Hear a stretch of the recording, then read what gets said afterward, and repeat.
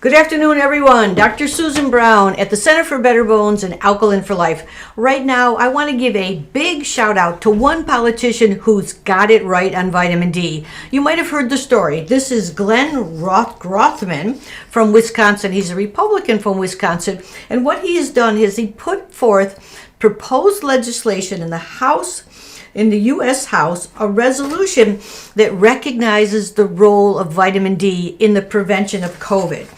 This is so interesting.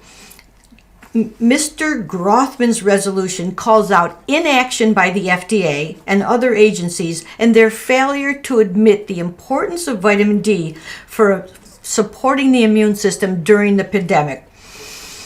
And he goes on further to say that what's happened is that this sheds light on the inequities seen within the Black and Latino communities, where vitamin D deficiencies are double that of the white populations, and the hospitalizations and death from this COVID virus are much higher.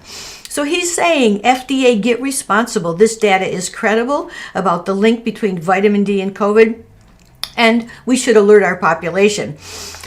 He was greatly inspired. This resolution that Representative Grothman put forth is inspired by a letter that 120 scientists from all over the world recently sent to every single government. And that letter was telling these governments that there's very clear scientific data that vitamin D can help with reducing the rate of infections in COVID, and that they said that everyone in the world should be taking 4,000 units of vitamin D, and if they can't, at least 2,000. We in this country are blessed because when we can easily get our vitamin D tested, but there's hardly a good excuse why our minority populations and the population as a whole does not know about the importance of vitamin D. You might have heard Dr. Fauci himself say he took vitamin D, and yet the FDA has not stood up to say, look, we should really seriously make this news about vitamin D known. Actually, a decade ago, I wrote an article on vitamin D, and I showed research suggesting that 50% of all fractures could be prevented if people had adequate levels of vitamin D.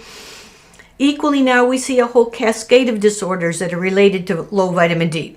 So the practical implication is, congratulations, Representative Grothman. We appreciate your awareness of vitamin D. And to each of us, we know that we want to achieve a vitamin D level maybe between 50 and 60 ng. You can always have it tested. The average person uses about 4,000 units a day. Some people need less, some people need much more. So try to get tested or follow these simple guidelines of getting at least 2,000 a day. Things are progressing in the country. I think soon we'll have greater vitamin D awareness, and